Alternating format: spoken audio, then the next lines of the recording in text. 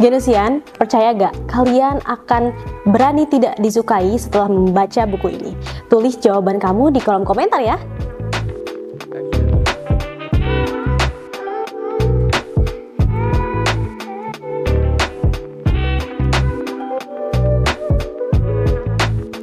Halo Genusian, aku Shanika. Selamat datang kembali di Genusian Book Insight. Berbeda dari episode sebelumnya, kalau kemarin kita ngebahas fokus tentang nge-review, sekarang aku mau nge-battle 2 buku psychology. Yang pertama nih judulnya ada Berani Tidak Disukai, dan yang kedua ada The Appeal of Psychoanalysis. Penasaran kan? Yuk langsung aja kita bahas. Nah, buku pertama yang akan kita bahas judulnya Berani Tidak Disukai, karya Ichiro Kishimi dan Fumitake Koga. Jadi dalam buku ini ada 4 poin penting yang di-highlight.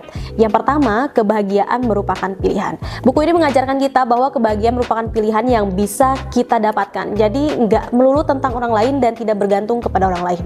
Yang kedua, berani tidak disukai. Sesuai dengan judulnya nih, dalam buku ini pasti menekankan kalau kita harus berani tidak disukai. Jangan menjadi people pleaser dan jangan selalu berusaha untuk menyenangkan orang lain, karena hidup itu bukan tentang menyenangkan orang lain, tapi tentang menjalani arti hidup yang sebenarnya bagi diri kita.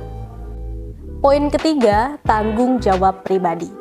Sejujurnya, kebahagiaan atau kehidupan kita sekarang merupakan tanggung jawab kita. Dan gak fair kalau kita menyalahkan orang lain atas ketidakbahagiaan yang misalnya nanti kita alami. Yang terakhir adalah melepaskan beban masa lalu. Filosofi Alderian menjelaskan bahwa kita itu jangan terpaku atau jangan terbelenggu dengan masa lalu, karena itu gak akan bisa buat kita kembali lagi ke masa itu dan memperbaikinya.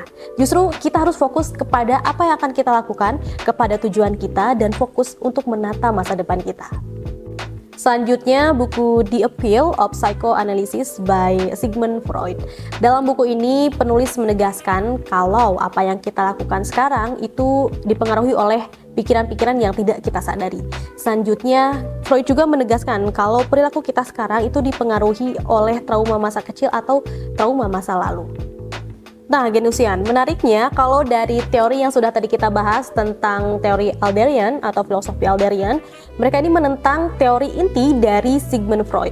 Kalau dari Alderian sendiri, mereka menentang kalau manusia itu, orang itu tidak dipengaruhi oleh masa lalu, justru bertindak sesuai dengan aspirasi, tujuan hidup, dan juga motivasi untuk mereka menjalani hidup ke depannya. Berbeda dengan Freud yang menjelaskan kalau sikap kita sekarang itu ditentukan dari masa lalu kita. Nah, Genusian, menariknya tadi teori Freud yang kita jelaskan itu ditentang habis-habisan dengan teori filosofi dari Alderian. Menurut Alderian, kita itu bukan budak masa lalu dan kita nggak dikontrol oleh trauma. Karena sejatinya apa yang kita lakukan sekarang itu merupakan aspirasi, tujuan hidup, serta motivasi kita untuk menjalani hidup di masa kini. Berbeda ya dengan buku yang Freud ini, kalau ternyata manusia atau seseorang itu perilakunya dipengaruhi oleh masa lalu atau trauma yang membekas di memori. Gimana nih Genusian? Kalian lebih setuju dengan teori dari Sigmund Freud atau dari filosofi Alderian? Nah, Genusian, untuk menemukan jawabannya biar lebih paham juga ya, Genusian bisa langsung baca bukunya karena sekarang sudah tersedia di Perpustakaan Nusa Putra University di Gedung A, lantai 6. Nah, Genusian, kira-kira di video selanjutnya kita bahas buku apa lagi ya? Genusian boleh banget kasih aku rekomendasi buku untuk dibahas di bulan Februari. Nah, Genusian, thank you for watching and see you on the next video. Bye-bye!